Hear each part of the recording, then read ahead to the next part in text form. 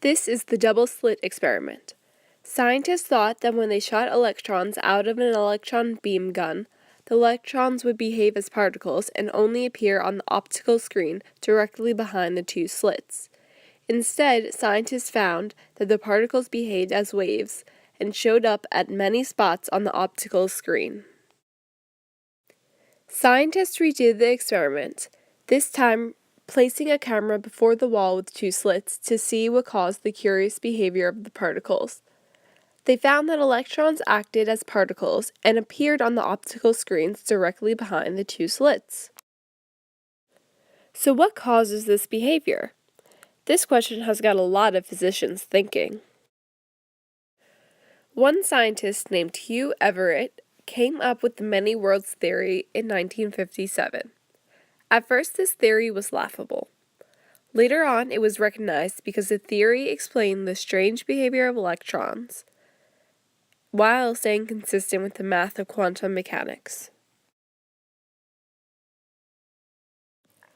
The many worlds theory states that there are worlds that exist in parallel dimensions to ours at the same time in space. Basically, electrons can be in many positions at the same time, but once an electron is watched, it must choose one space. In our world, it chose one position.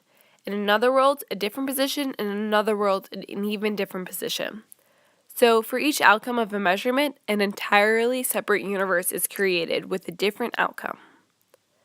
That means that in one universe you could be evil, in another universe you may not even exist. Now, I know what your next question must be.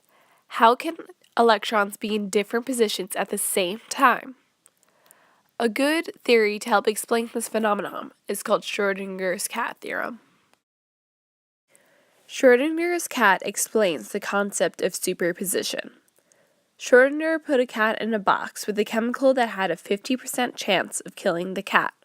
While the box lid stayed closed, the cat would be alive and dead simultaneously.